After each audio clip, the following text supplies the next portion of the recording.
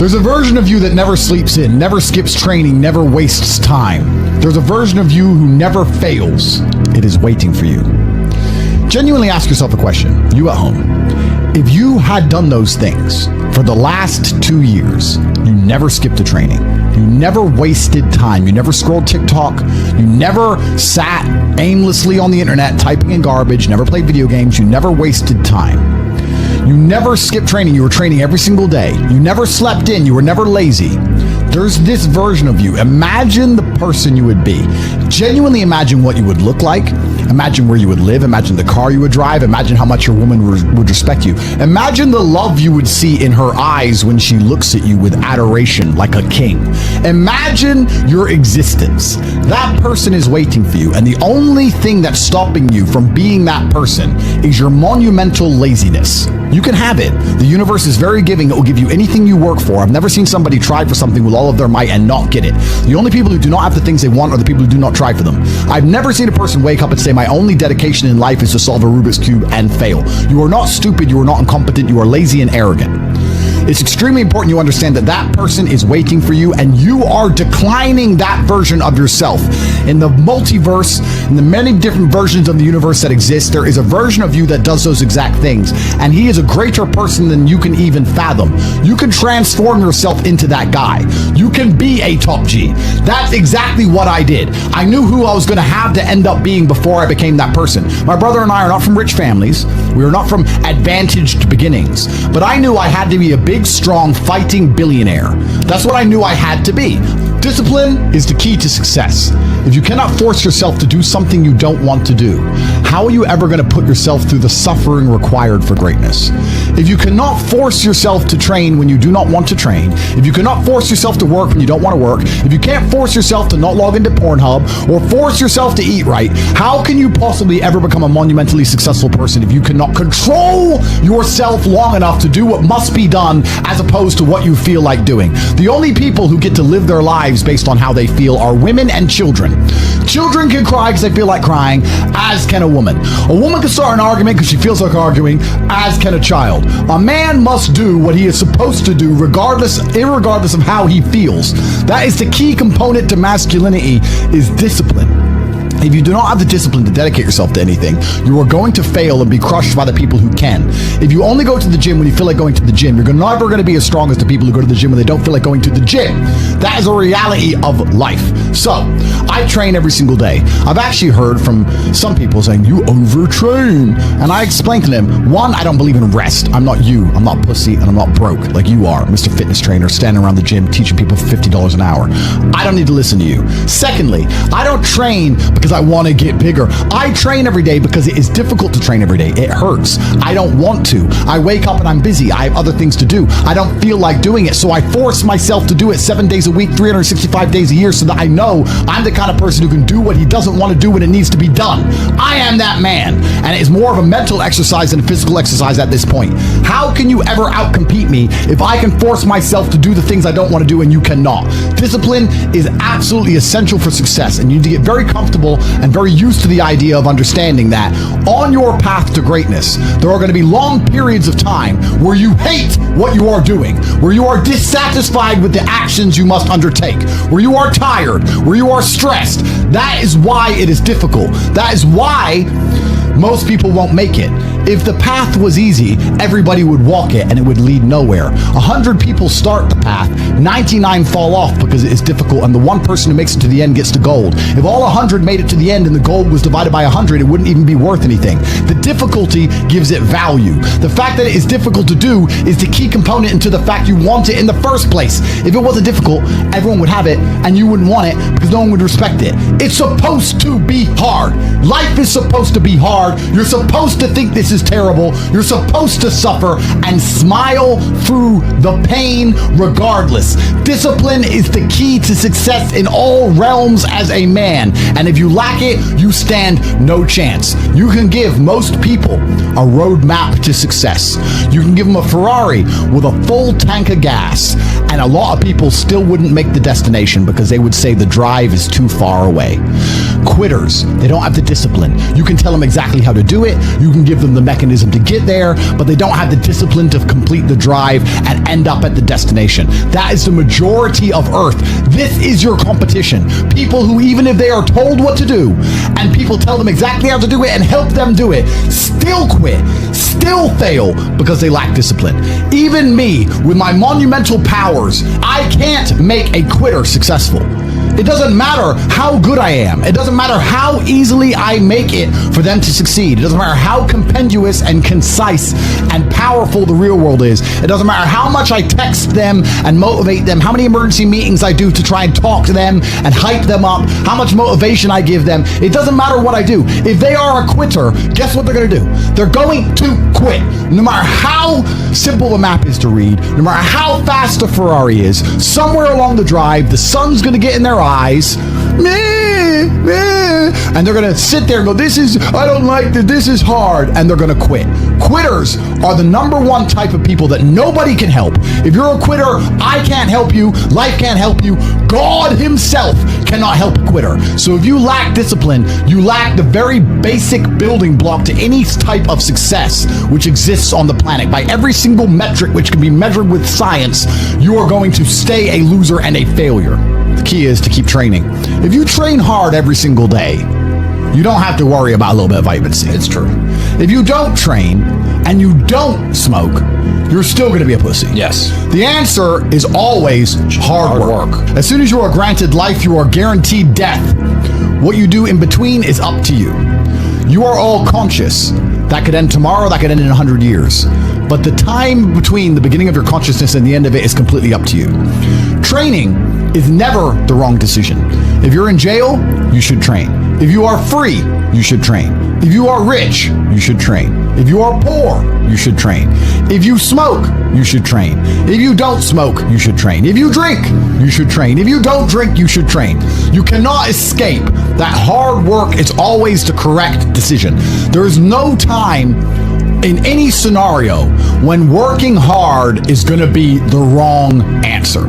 You should always try your very best in all things.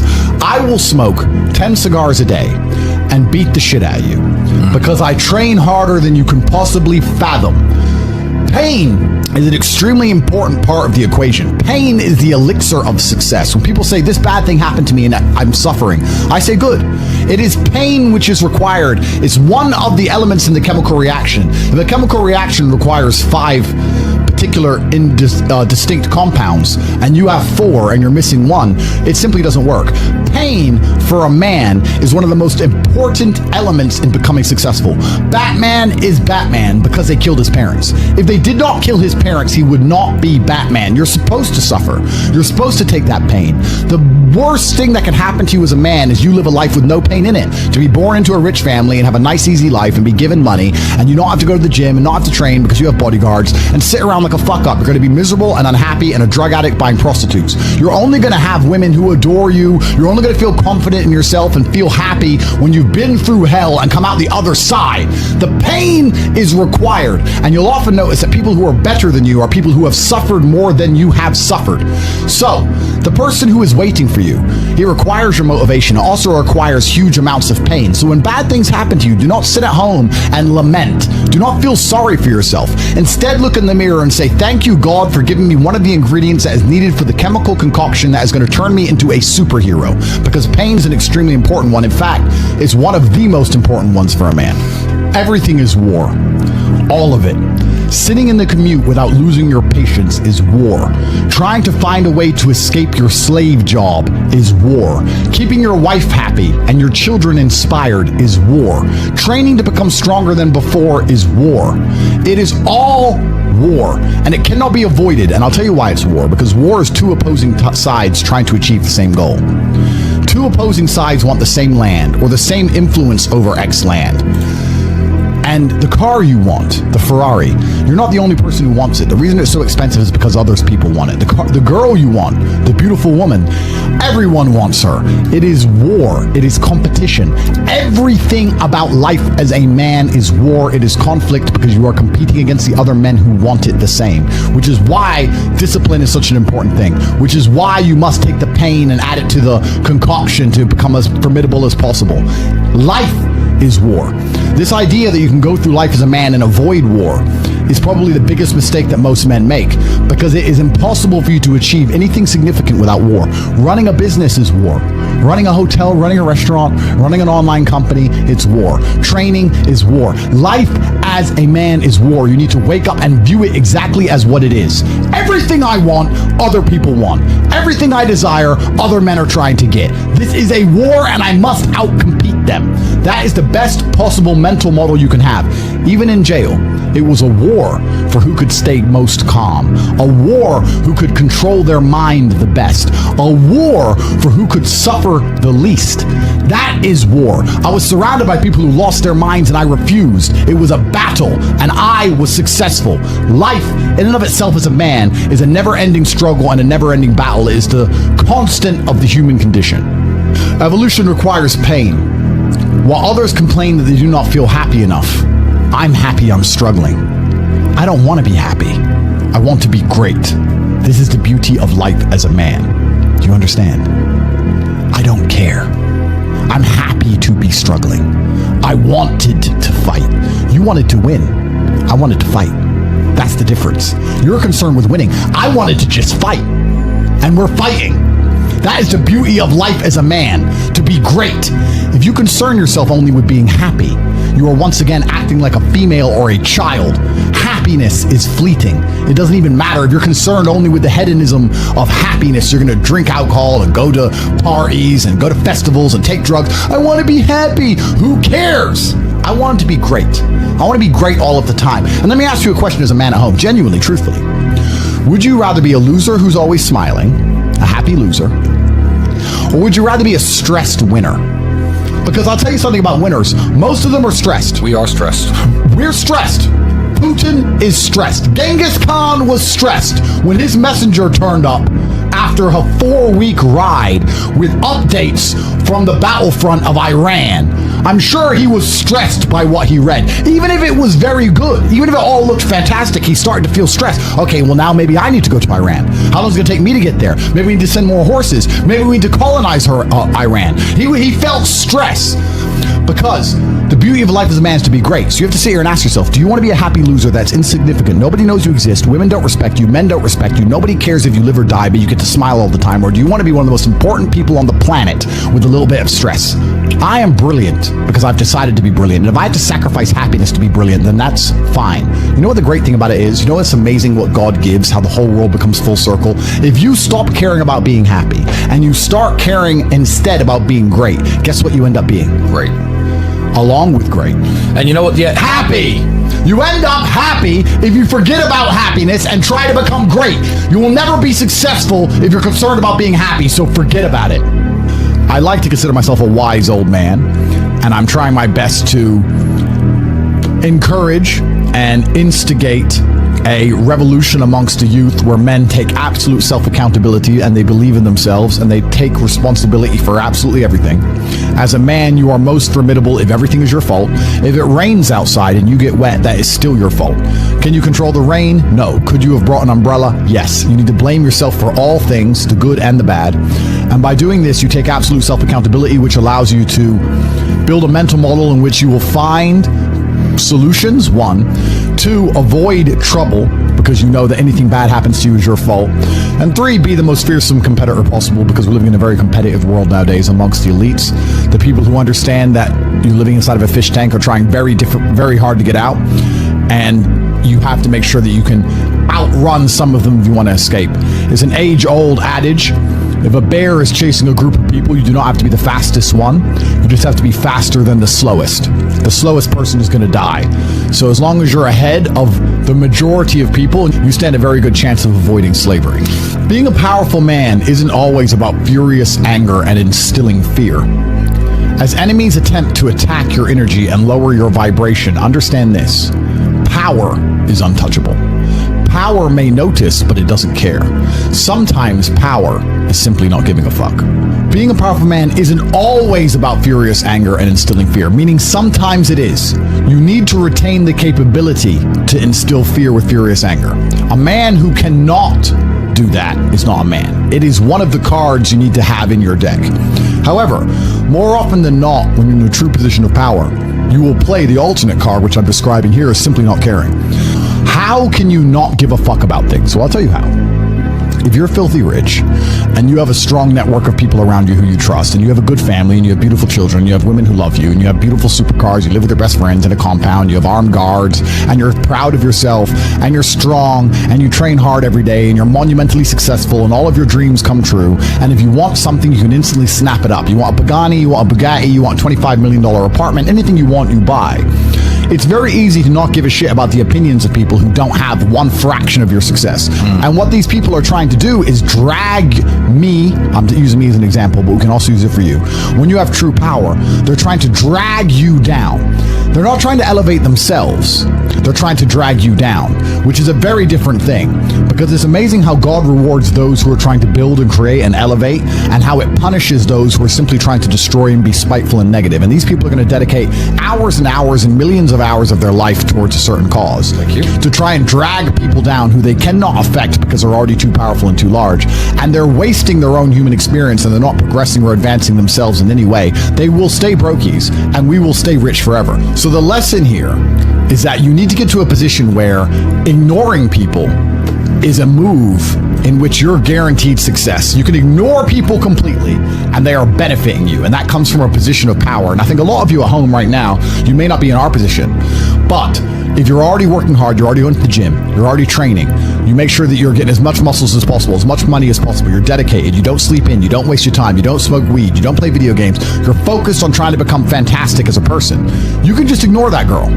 That girl who broke your heart or cheated on you, just ignore her. The most powerful move you can make is ignore her. Yeah, you could yell at her. Yeah, you could try and make her scared of you, blah, blah, right? That's not going to work. The powerful move is just to completely ignore her because you're on your ascent. She is likely on her descent. She likely has no intention of improving herself, no intention of becoming richer, no intention of becoming better looking. Time is against her. As she gets older, she's going to lose her looks. You're going to continue your ascent, and she's going to have to watch you for the rest of her life be the man that she could have been with that she's no longer good enough for. The best thing you can do is simply ignore. That is the powerful move. And it's the same with also men. It's not even a gendered argument. There's men who want to be your friends right now, who wanted to be your friend, and they did something wrong to you. And if you're on the right path doing the right things, karma, God, the universe, whatever you want to call it, is going to teach them a lesson for simply failing to be a good person to you while they had the chance. But when you have a whole bunch of money, you take care of the people you love. And that's the masculine prerogative. And even my brother and I, anyone who's been loyal to us, who's on our team, we monumentally reward. And everyone who ever displayed cowardice or sold us out or made mistakes massively regrets it, because they see how well we treat the people who are close to us. If you lack somewhere, excel somewhere else. Counter your weaknesses by honing other capabilities. If you're ugly, become filthy rich. If you're poor, be as strong as an ox. Life is unfair. The primary focus of your energies is to balance the books. And there's two different ways you could interpret that. You can, obviously, increase the attributes that you are lacking. If you have the ability to train, because a lot of people don't. Some people are born without arms and legs, but you, with 2 arms and 2 legs, are sitting at home jerking off the Pornhub, flabby and fat. If you have the ability to train, you should be doing it. But also, there are some things that some people are just better at, and you can counteract that problem by teaming up with people who compensate for your weaknesses. People who are strong in areas where you are weak, and you team up with people where you are strong in areas where they are weak. I don't think between the people in this house and our group of friends, we lack anything. Correct. Anything. Correct. Literally anything. We can sit as a group and have a conversation about anything with anyone in the world and give useful insight and change people's lives for the better, because although I am not perfect, our team compensates one for each other. And that's the point of brotherhood. So excel in one area if you lack in others. I have people say to me, Andrew, I'm short. What do I do? I'm short. Okay, God made you short. Fine. Good. Doesn't matter. You can't change it. What you can do is become as strong as an ox and become filthy rich and monumentally important and extremely influential. You can do that. People say, I'm poor. You should be strong. Oh, I'm strong, but I don't have any money. Okay, then teach others to be strong. Yes. There's always a way you can take your advantages and use them. And by teaming up with other men, other people, you can build a team in which there are no weaknesses. So if you have a disadvantage, you also have somewhere God has given you a distinct advantage over others, and it is your duty to excel in that realm. It is your duty to become so monumentally influential and powerful within that specific criteria in which you have the capability to be brilliant, that your weaknesses no longer appear because they can be simply overshadowed by your network or overshadowed by your absolute competence. By constructing the correct mindset, you can be in the exact same scenario you're currently in, living the exact same life with a different mental model in which you view the world, and you will not only feel more powerful, you will be more powerful, you'll achieve more amazing things, you will be greater, you will be happier with the same car, the same woman, the same house, the same income, the same everything, but your mind changes the lens in which you view the world. Lenses change things. Rose-tinted glasses, perhaps dark glasses. You can put glasses on, change the lens, and you can view the world differently by changing how your mind is constructed and put together and the way you view the world. That is the point of mental Aikido.